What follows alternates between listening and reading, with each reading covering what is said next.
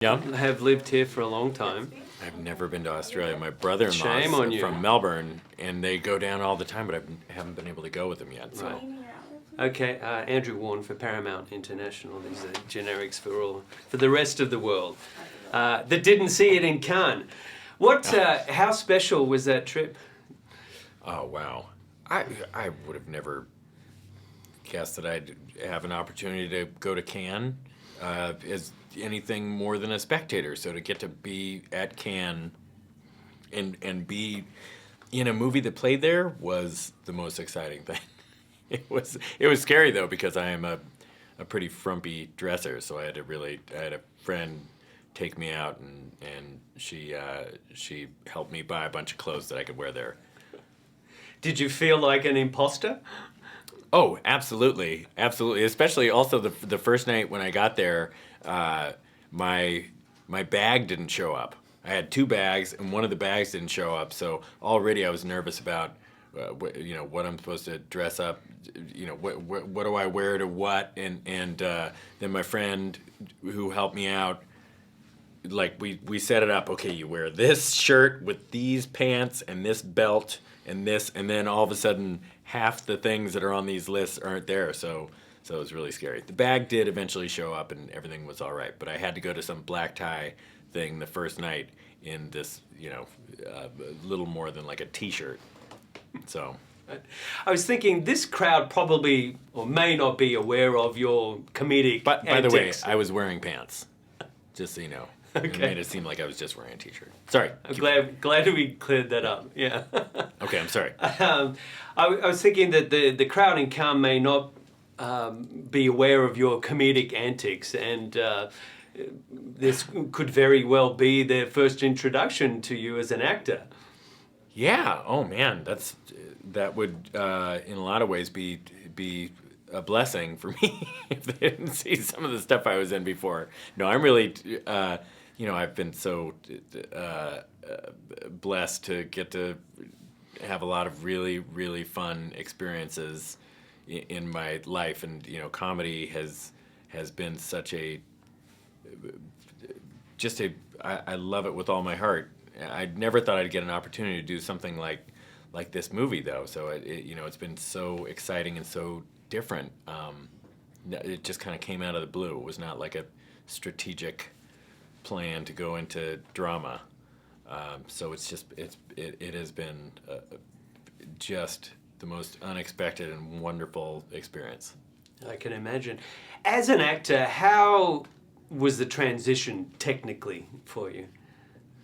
Well, more than anything, I got really in my head about stuff. I overthink things, and then once you set down to actually do it, you realize, oh, it's not that different than comedy stuff. You still just gotta, play the reality of the scene. But in comedy stuff, the reality of the scenes is just wackier and bigger. So I don't know. It's just kind of focusing and trying to play it real. That sounds real actor-y, sorry. I don't know how to sound like an actor, so I just make my best guess. Well, you're an actor now. So. Yes. Forgot my my ascot. Right. Yeah. You have to travel with it now. Yes. I know that Bruce and Alexander Payne spent a lot of time together to create that relationship and bond. Did you go through a similar routine or not? In terms of rehearsing, or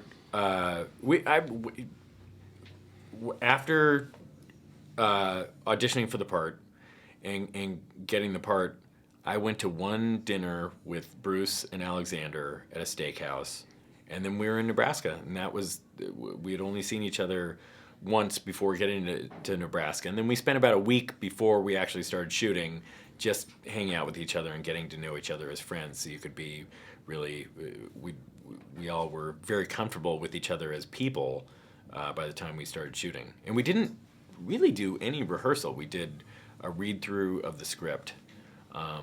But because we were so comfortable with each other, it really was able to, it was just much more relaxed feeling than I thought it was going to be.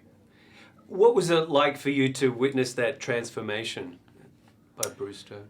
Oh, it's amazing because he is such a vibrant and talkative person in real life, and then when the cameras turn on, he just can pop right into character, and it just so much feels like that Woody character. He's so realistically this man of few words who's very gruff. It's amazing to see that transformation. I love that for your character, David, the trip is about a whole lot more than indulging his father on the sweepstakes. Yeah. Oh yeah, no, it's so interesting to watch this movie now because I was of course part of the making of it, but then to watch it now, it's so interesting the things that you take out of it once you get a little distance from it, and it's really changed my life in a lot of ways, and the way I look at my family, the kind of son I want to be. Versus the kind of son I am. I feel like I'm a good son, but you can always be better. So it's been very interesting to kind of learn these lessons along the way. The film does have some very funny moments, and there's a very fine line between sort of mocking the characters and showing them in an endearing light. Yeah. Well, I mean, it's Alexander is from Nebraska. He still lives in Omaha for half the year, I think. So he loves Nebraska with all his heart, and there are some colorful characters in this movie, but I hope people see the love that shines through. Yeah. Cool. Thank you so much for your time. Thank you. Nice to talk to you.